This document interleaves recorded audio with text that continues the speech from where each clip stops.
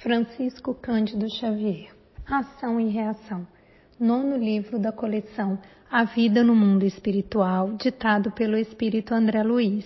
Capítulo 9. A História de Silas. Na noite imediata, acompanhando o assistente, eu e Hilário achamo-nos de novo na residência de Luiz. Os irmãos de Antônio Olímpio receberam-nos de bom grado. Em larga copa da fazenda, reunia-se a família a 2 agregados em repasto ligeiro. Marcava o relógio 21 horas. A fisionomia do dono da casa era quase a mesma da véspera, não obstante a diferença que a máscara física lhe impunha. Enquanto Adélia acariciava as crianças entontecidas de sono, o marido comentava o noticiário radiofônico, destacando tópicos alarmantes que assinalara nos setores da economia. E falando para os amigos assombrados, salientou as dificuldades públicas, relacionou misérias imaginárias, criticou os políticos e os administradores e referiu-se às pragas do café e da mandioca, detendo-se particularmente sobre as epizootias. Por fim, não satisfeito em enunciar as calamidades da terra, falou inconsequente quanto à suposta ira do céu, afirmando crer que o fim do mundo estava próximo e clamando contra o egoísmo dos ricos, que agravava o infortúnio dos pobres. Silenciosos todos, ouvíamos-lhe a palavra, quando Leonel, mais confiado, dirigiu-se ao assistente observando. Está vendo? Este homem, e apontou Luiz, cujo verbo dominava a pequenina assembleia familiar. É o derrotismo em pessoa, enxerga tudo em termos de cinza e lama, ajuiza com firmeza sobre os desastres sociais e conhece as zonas mais tristes da indigência coletiva. Entretanto, não sabe desfazer-se de um só centavo dos milhões que retém, a favor dos que sofrem nudez e fome. E depois de um sorriso irônico, acreditam acaso possa ele continuar merecendo a felicidade da permanência num corpo carnal? Silas contemplou as personagens da cena doméstica, mostrando imensa piedade no semblante amigo e considerou. Leonel, todas as suas observações apresentam lógica e verdade à primeira vista. Superficialmente, Luiz é um exemplar consumado de pessimismo e de usura.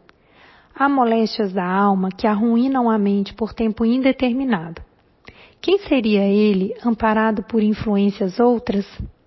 Espiritualmente abafado entre as visões da fortuna terrestre com que lhe assediamos o pensamento, o infeliz perdeu o contato com os livros nobres e com as nobres companhias. Tem a socorrê-lo apenas a religião domingueira dos crentes que se julgam exonerados de qualquer obrigação para com a fé, contanto que participem do ofício de adoração a Deus no fim de cada semana. Quem poderia prever-lhe as mudanças benéficas desde que pudesse receber outro tipo de assistência? Clarindo e Leonel registraram-lhe as ponderações como se vissem apunhalados no âmago, tal a expressão de revolta que lhes assomou ao olhar coruscante. No entanto, ele e o pai são nossos devedores. Roubaram-nos, assassinaram-nos, exclamou Leonel com a inflexão da criança, voluntariosa e inteligente, que se vê contrariada em seus caprichos. E que desejam vocês que eles façam? Acrescentou o assistente sem se perturbar. Hão de pagar, bramiu Clarindo, cerrando os punhos. Silas sorriu e obtemperou. Sim, pagar é o verbo próprio. Contudo, como pode o devedor resgatar-se quando o credor lhe subtrai todas as possibilidades de solver os débitos? Que a nós mesmos cabe sanar os males de que somos autores, não padece qualquer dúvida. Entretanto, se nos compete retificar hoje uma estrada que ontem desorganizamos, como proceder se nos decepam agora as mãos? O próprio Cristo aconselhou: ajudai aos vossos inimigos. Muitas vezes penso que semelhante afirmativa, corretamente interpretada, quer assim dizer: ajudai aos vossos inimigos, para que possam pagar as dívidas em que se emaranharam, restaurando o equilíbrio da vida, no qual tanto eles quanto vós sereis beneficiados pela paz.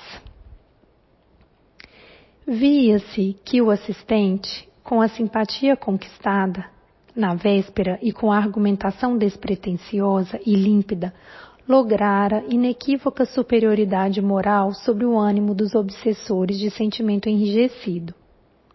Ainda assim, Leonel perguntou, amido: que considerações são essas? Será você algum padre disfarçado? Intentará, porventura, a nossa modificação? Engana-se, meu amigo, informou o assistente. Se algo procuro em nossa comunhão fraterna, é a minha própria renovação. E talvez, porque longa pausa se fez sentir em nosso grupo, Silas continuou. Pela sedução do dinheiro, também caí na última passagem pela terra. A paixão da posse governava-me todos os ideais. A fascinação pelo ouro tomou-me o ser de tal modo que, apesar de ter recebido o título de médico numa universidade venerável, fugi ao exercício da profissão para vigiar os movimentos de meu velho pai, a fim de que nem ele mesmo viesse a dispor com largueza dos bens de nossa casa. O apego às nossas propriedades e aos nossos haveres transformou-me num réprobo do paraíso familiar, convertendo-me ainda num verdugo intratável, naturalmente odiado por todos os que viviam em subalternidade no vasto círculo de minha temporária dominação. Para amontoar moedas e multiplicar lucros fáceis, comecei pela crueldade e acabei nas malhas do crime. Abominei a amizade, desprezei os fracos e os pobres, e no temor de perder a fortuna, cuja posse total ambicionava, não hesitei a adotar a delinquência como sócia infernal de meu terrível caminho. Ante as palavras do assistente, enorme surpresa me tomara de improviso. Estaria Silas reportando-se a verdade crua ou se utilizava naquela hora de recursos extremos, incriminando indevidamente a si próprio para regenerar os carrascos que nos ouviam? De qualquer modo, eu e Hilário havíamos prometido não lhe comprometer a tarefa, e por isso, tacitamente, nos limitávamos a escutá-lo com atenção. Sentindo de certo que Leonel e Clarindo se mostravam um tanto comovidos, dando ensejo à assimilação de pensamentos novos, Silas convidou-nos a todos à retirada do ambiente. Pretendia dizer-nos algo de sua experiência, falou ele, mas preferia conversar conosco ante o altar abençoado da noite, a fim de que a sua memória pudesse evocar tranquilamente os fatos que buscaria relatar. Lá fora, as constelações resplendiam como lares pendentes da criação, e o vento perfumado corria célere, como quem se propunha transportar-nos à oração ou a palavra para a glória do céu. Incapaz de penetrar o verdadeiro sentido da inesperada atitude que o assistente vinha de assumir, notei-o efetivamente emocionado, qual se fixasse os olhos da alma em painéis distantes. Clarindo e Leonel, naturalmente dominados pela simpatia a se lhe irradiar do semblante, observavam-nos submissos. E Silas começou em voz pausada. Tanto quanto posso abranger com a minha memória presente, lembro-me de que, em minha última viagem pelos domínios da carne, desde a meninice, me entreguei à paixão pelo dinheiro, o que hoje me confere a certeza de que por muitas e muitas vezes fui usurário terrível entre os homens da terra.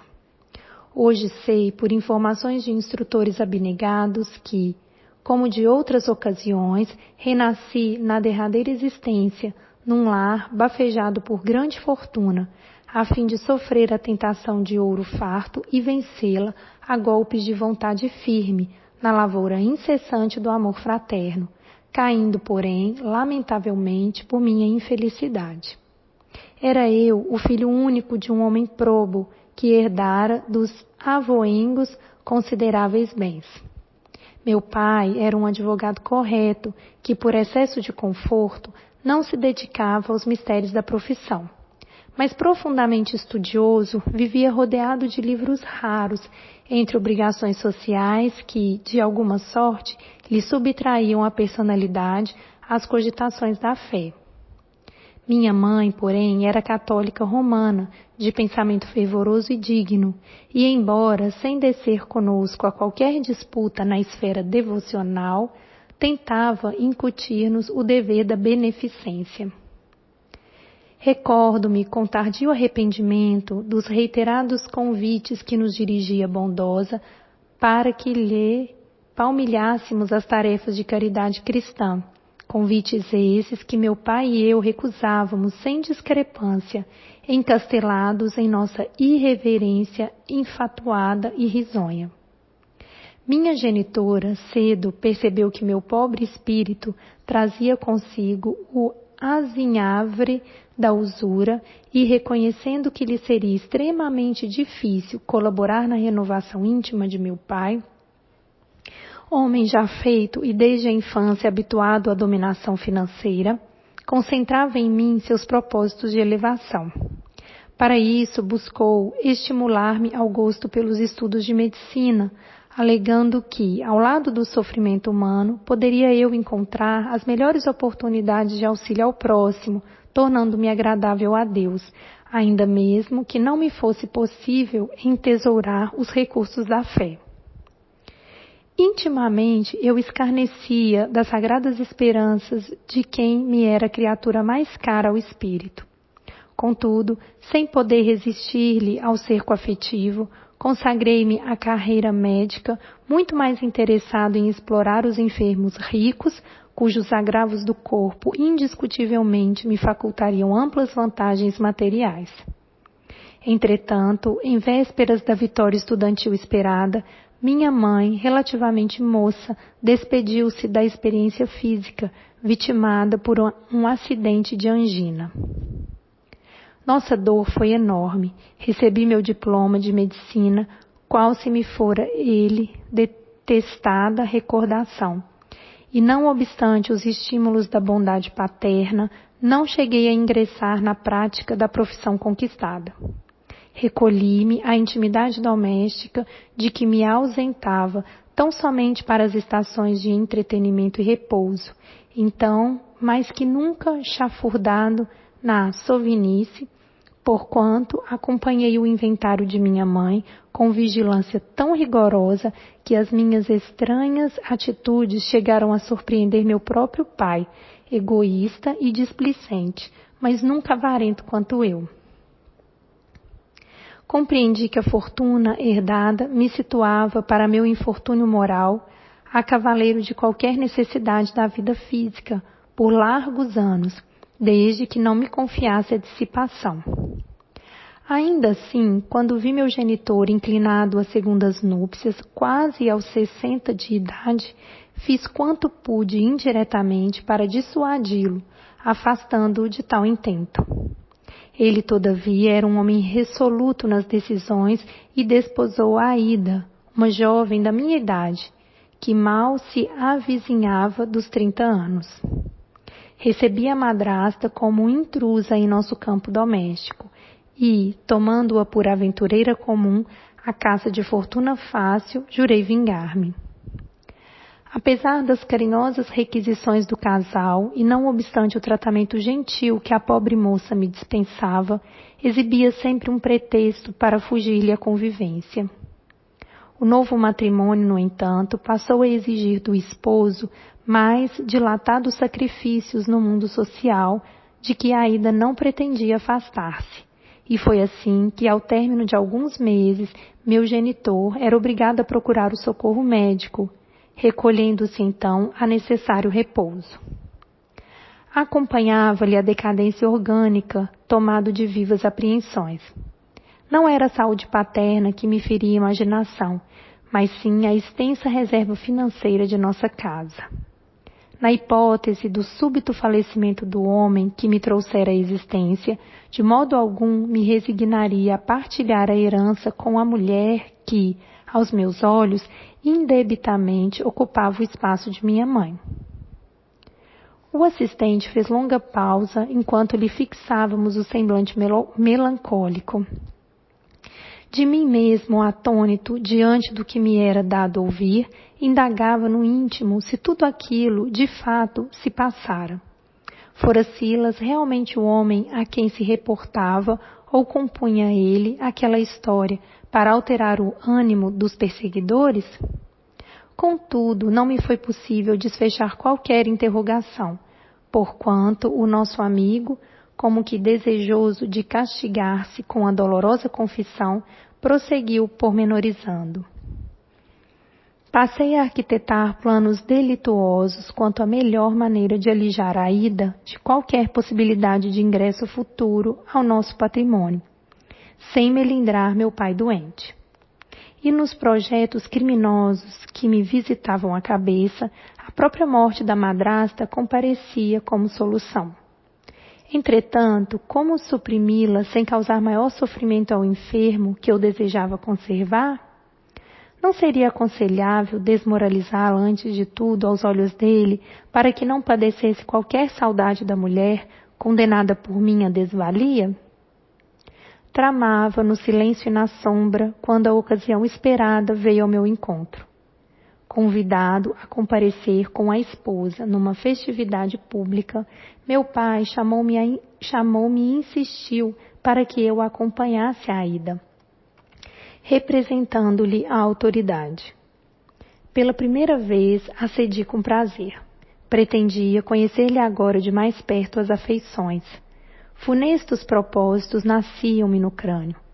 Desse modo, durante a alegre ágape, tomei contato com Armando, primo de minha madrasta, e que a cortejara em solteira.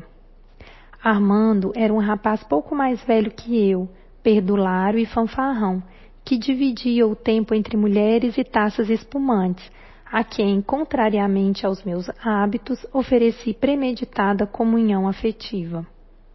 Tanto quanto possível, dominando moralmente o ânimo de meu pai, desde então o associei ao nosso campo doméstico, favorecendo-lhe o mais amplo retorno à intimidade com a criatura de quem se havia namorado anos antes. A praia, o teatro, o cinema, bem como passeios de variados matizes, eram agora os pontos costumeiros de nossa presença, nos quais, intencionalmente, eu atirava os dois primos nos braços um do outro. A Ida não me percebeu a manobra e, embora resistisse por mais de um ano à galanteria do companheiro, acabou por ceder à constante ofensiva dele. Fingi desconhecer-lhes as relações até que eu pudesse conduzir meu pai ao testemunho direto dos acontecimentos. Inventava jogos e distrações para reter o sedutor em nossa casa. Captei-lhe a confiança absoluta, de modo a usá-lo como peça importante em meu criminoso ardil. E certa noite em que, cauteloso, aparentei completa ausência de nosso templo familiar, sabendo os amantes segregados em determinado aposento contíguo ao meu, procurei meu pai em sua dependência de enfermo e, mascarando-me com intensa dignidade ofendida, chamei-o a brios numa exposição sintética dos fatos. Lívido e trêmulo, o doente exigiu provas e nada mais fiz que conduzi-lo cambaleante até a porta do quarto, cujo fecho eu próprio deixara enfraquecido. Bastou um empurrão mais forte e meu genitor, desolado, encontrou o flagrante que eu desejava.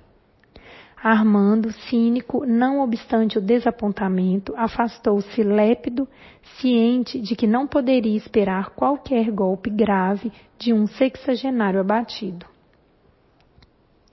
Minha madrasta, porém, profundamente ferida em seu amor próprio, dirigiu ao velho esposo acusações humilhantes, procurando seus aposentos particulares numa explosão de amargura. Completando a obra terrível a que me devotara, mostrei-me mais carinhoso para com o enfermo intimamente aniquilado. 2 semanas arrastaram-se pesadas para a nossa equipe familiar. Enquanto Aida ocupava o leito, assistida por 2 médicos de nossa confiança, que nem de longe nos conhecia a tragédia oculta, afagava meu pai com lamentações e sugestões indiretas para que os bens de nossa casa fossem, na maioria, guardados em meu nome, já que o segundo matrimônio não poderia desfazer-se perante as autoridades legais.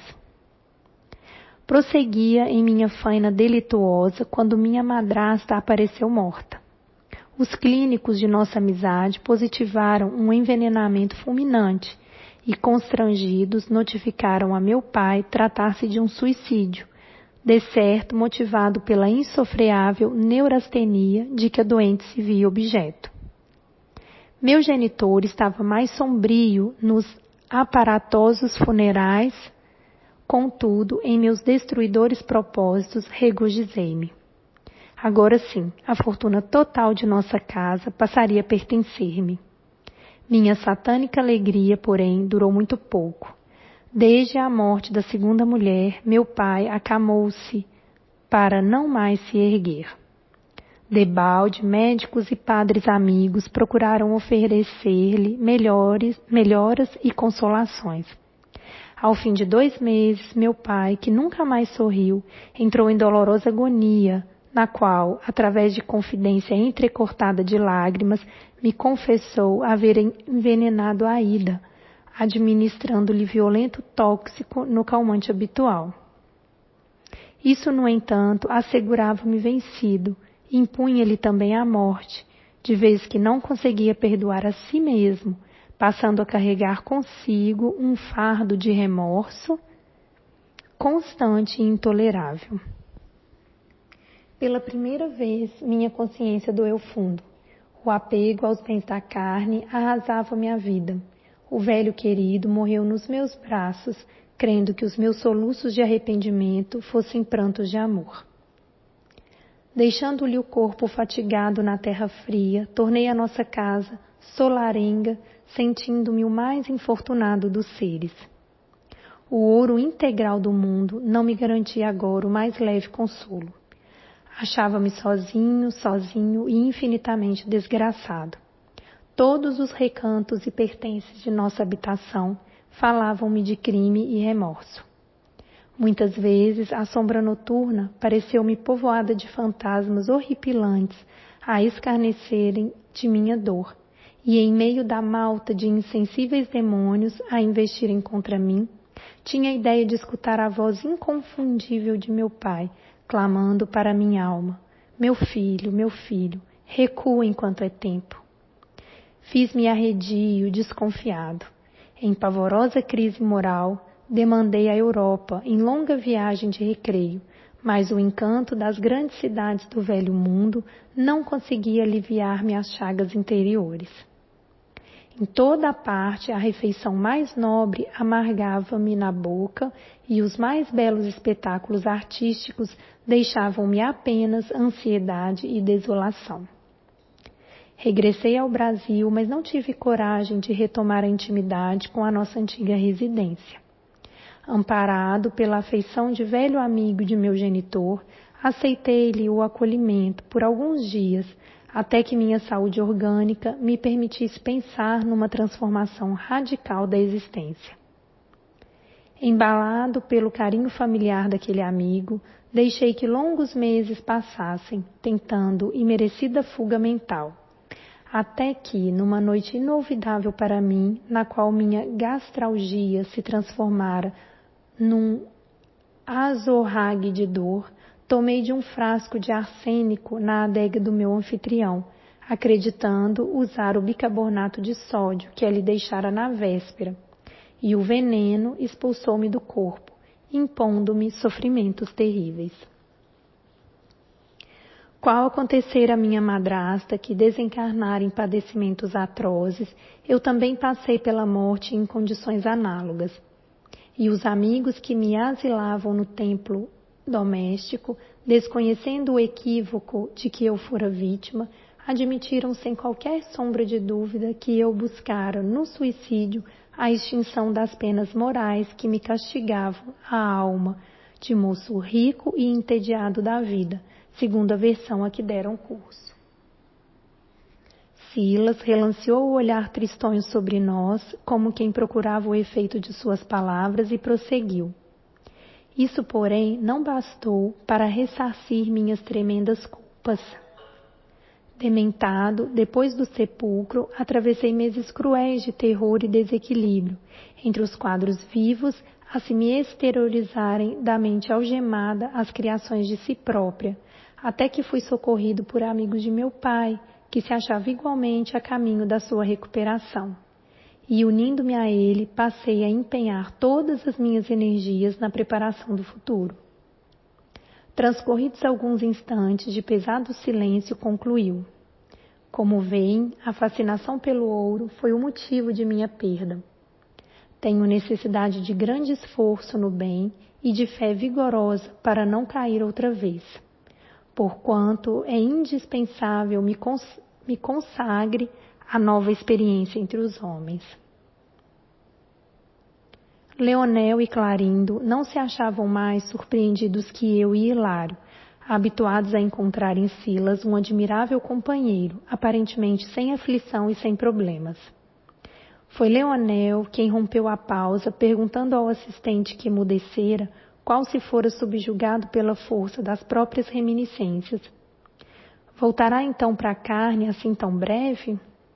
Oh, quem me dera a ventura de regressar tão apressadamente quanto possível, suspirou o chefe de nossa expedição, algo ansioso.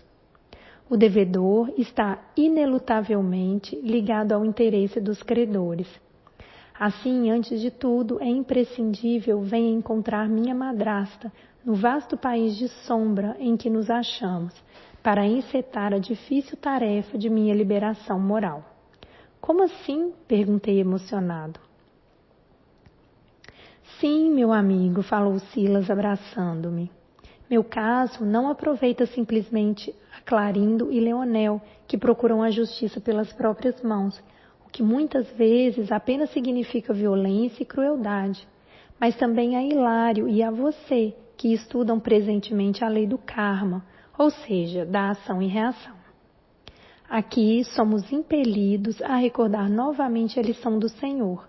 Ajudai aos vossos inimigos, porque sem que eu mesmo auxilie a mulher em cujo coração criei uma importante adversária de minha paz, não posso receber-lhe o auxílio fraterno, sem o qual não reconquistarei minha serenidade. Vali-me da fraqueza de Aida para arrojá-la ao despenhadeiro da perturbação, fazendo-a mais frágil do que já era em si mesma.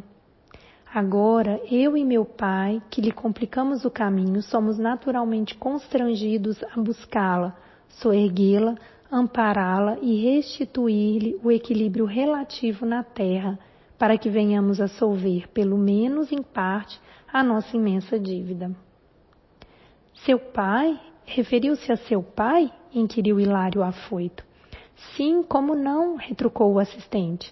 Meu pai e eu, assistidos por minha mãe, hoje nossa benfeitora nas esferas mais altas, estamos associados no mesmo empreendimento. Nossa própria regeneração moral, em busca do levantamento de Aida, sem o que não conseguiremos desintegrar o visco envenenado do remorso que nos aprisiona o campo mental nas faixas inferiores da vida terrestre. É assim que nos cabe reencontrá-la a benefício de nós mesmos. Tão logo a divina misericórdia nos permita semelhante felicidade, meu genitor, envolvido no amor e na renúncia de minha mãe, que com ele retornará às lides da carne, vestir-se-á de nova expressão corpórea no plano das formas físicas, e ambos, na mocidade terrena, retomando os laços humanos do casamento, recolher-nos-ão por filhos abençoados, a Rida e eu seremos irmãos nas teias consanguíneas. Consoante nossas aspirações que o céu protegerá a face da magnanimidade divina, serei novamente médico no futuro, ao preço de imenso esforço para consagrar-me à beneficência, nela recuperando minhas valiosas oportunidades perdidas. Minha madrasta, que por certo viverá sofrendo deplorável intoxicação da alma nos tenebrosos abismos, será socorrida em momento oportuno, e não obstante o tempo longo de assistência que nos reclamará neste plano, em necessário refazimento, sem dúvida renascerá em franzino corpo físico junto de nós, de maneira a sanar as difíceis psicoses que estará adquirindo sob o domínio das trevas. Psicoses que lhe marcarão a existência na carne, sob a forma de estranhas enfermidades mentais. Ser-lhe-ei assim não apenas o irmão do lar, mas também o enfermeiro e o amigo, o companheiro e o médico, pagando em sacrifício e boa vontade, afeto e carinho, o equilíbrio e a felicidade que lhe furtei. A confissão do assistente valia por todo um compêndio vivo de experiências preciosas, e talvez por isso mesmo entráramos todos em grave meditação. Hilário, contudo, como quem não desejava perder o fio do ensinamento, dirigiu-se ao nosso amigo considerando: meu caro, disse você estar aguardando em comunhão com o genitor a alegria de reencontrar a madrasta? Como entender-lhe a alegação?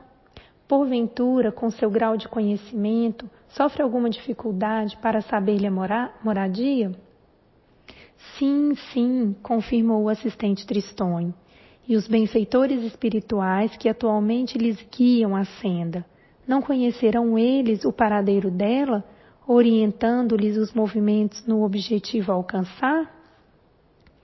Inegavelmente, ponderou Silas bondoso, nossos instrutores não padecem a ignorância que me caracteriza no assunto. Entretanto, qual ocorre entre os homens, também aqui o professor não pode chamar a si os deveres do aluno, sob pena de subtrair-lhe o mérito da lição. Na terra, por muitos nos amem, nossas mães não nos substituem no cárcere, quando devamos expiar algum crime. E nossos melhores amigos não podem avocar para si, em nome da amizade, o direito de sofrer a mutilação que a nossa imprudência nos tem infligido ao próprio corpo.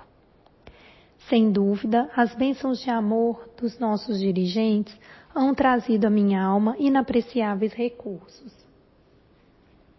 Conferem-me luz interior para que eu sinta e reconheça minhas fraquezas e auxiliam-me à renovação, a fim de que eu possa demandar com mais decisão e facilidade a meta que me proponho atingir. Mas, em verdade, o serviço de meu próprio resgate é pessoal e intransferível. Leonel e Clarindo ouviam-no boquiabertos.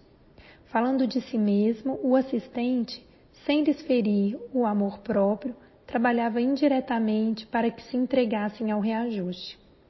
E pela expressão do olhar, via-se que os dois verdugos revelavam agora admirável mudança íntima. Hilário refletiu alguns instantes e voltou a considerar. Mas todo esse drama deve estar vinculado a causas do pretérito? Sim, de certo, confirmou o assistente, mas em nossa atormentada região não há tempo mental para qualquer prodígio da memória. Achamo-nos presos à recordação das causas próximas de nossas angústias, dificultando-se-nos a possibilidade de penetrar o domínio das causas remotas, porquanto a situação de nosso espírito é a de um doente grave, necessitado de intervenção urgente a favor do reajuste. O inferno, a exprimir-se nas zonas inferiores da terra, está repleto de almas que, dilaceradas e sofredoras, se levantam, clamando pelo socorro da providência divina contra os males que geraram para si mesmas, e a providência divina lhes permite a ventura de trabalhar com os dardos da culpa e do arrependimento, a lhes castigarem o coração em benefício das suas vítimas e dos irmãos, cujas faltas se afinem com os delitos que cometeram, para que se reharmonizem tão apressadamente quanto possível com o infinito amor e com a perfeita justiça da lei. Paguemos nossas dívidas que respondem por sombras espessas em nossas almas, e o espelho de nossa mente, onde estivermos, refletirá a luz do céu, a pátria da divina lembrança. Compreendemos que Silas auxiliava Clarindo e Leonel, identificando-os como irmãos de luta e aprendizado, o que indiscutivelmente ampliaria os próprios méritos. Muitas inquirições explodiam em pensamento no meu acanhado mundo íntimo. Que seria o pai amigo? Onde viveria sua abnegada genitora? Esperava despender ainda longo tempo na procura da madrasta infeliz? Entretanto, a grandeza espiritual do assistente não nos favorecia qualquer pergunta indiscreta. Apenas tive coragem para considerar respeitoso. Oh, meu Deus, quanto tempo gastamos para refazer, às vezes, a inconsequência de um simples minuto? Você tem razão, André, comentou Silas generoso. A lei é de ação e reação. A ação do mal pode ser rápida, mas ninguém sabe quanto tempo exigirá o serviço da reação, indispensável ao restabelecimento da harmonia soberana da vida, quebrada por nossas atitudes contrárias ao bem. E sorrindo, por isso mesmo recomendava Jesus às criaturas encarnadas: reconcilia-te depressa com o teu adversário, enquanto te encontras a caminho com ele. É que espírito algum penetrará o céu sem a paz de consciência, e se é mais fácil apagar as nossas querelas e retificar nossos desacertos, enquanto estagiamos no mesmo caminho palmilhado por nossas vítimas na terra, é muito difícil providenciar a solução de nossos criminosos enigmas quando já nos achamos mergulhados nos nevoeiros infernais. A ponderação era cabível e justa. Não nos foi possível, porém, prosseguir a conversa. Leonel, cuja impassibilidade reconhecíamos com grande surpresa, para nós tinha os olhos umedecidos. Silas ergueu os olhos para o alto, agradecendo a bênção da transformação que se esboçava, e recolheu em seus braços. O desditoso irmão de Clarindo queria falar. Percebemos que tencionava referir-se à morte de Alzira no lago, mas o assistente prometeu-lhe que voltaríamos na noite seguinte. Logo após, voltávamos, mas nem Hilário nem eu nos animamos a conversar com o denodado companheiro, que entrara melancólico e inexpressivo silêncio.